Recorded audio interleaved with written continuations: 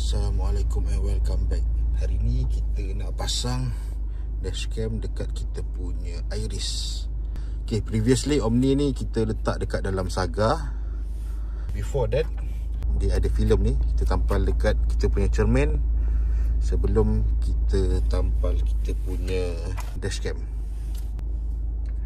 And also one more thing, okay, bila you all transfer daripada kereta mula-mula ke kereta yang berikutnya, korang memerlukan dia punya double side tape. So double side tape ni basically ada dekat website 70my, dia punya Shopee ke dia punya TikTok shop ada jual. The day yang aku nak beli dia dah sold out, and then aku beli dekat link lain lah dekat dalam Shopee. So nanti aku akan share link untuk double side tape dan dia punya filem ni sekali dekat dalam description below. Okay, untuk installation filem kita memerlukan alcohol swab. So yang ni basically memang dia sertakan sekali dalam kita punya pembelian. Okay, kita wipe out clean.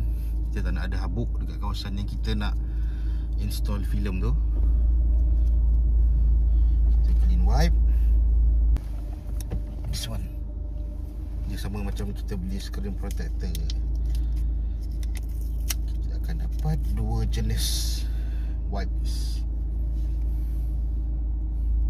Kita lap kering.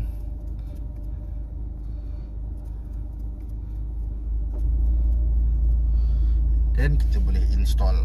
Okay, once kita complete install kita punya electrostatic sticker. So benda ni dipanggil electrostatic sticker. Kita boleh remove kita punya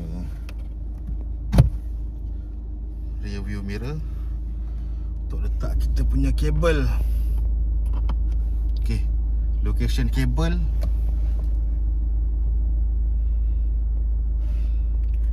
next to the roof lining. Betul-betul rapat. Ini ialah kelebihan Proton Iris dan seangkatan dengannya. Yang sebelum tahun 2023 saya tak sure, tapi untuk Proton yang selepas 2023 sepatutnya akan datang dengan USB port di atas. Okay, then kita boleh install kita punya kamera. Install kita punya kamera, nice. Dan kita sambungkan kita punya USB port. So kita boleh on. Okay, dah function. Dia pun dah start record. Senang, tak payah nak tarik wire panjang-panjang. Itu kelebihan Proton.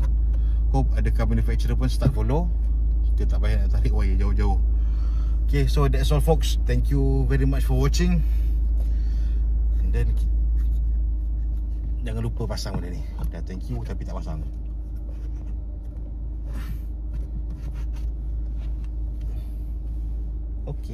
Okay, this is the condition after kita complete install kita punya electrostatic and also kita punya Omni.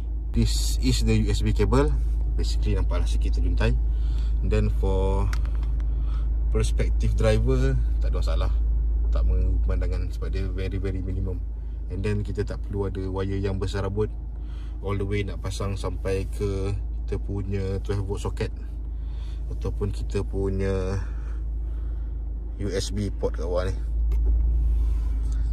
Okay, so that's all folks. Thank you very much for watching. See you in next video. Bye bye.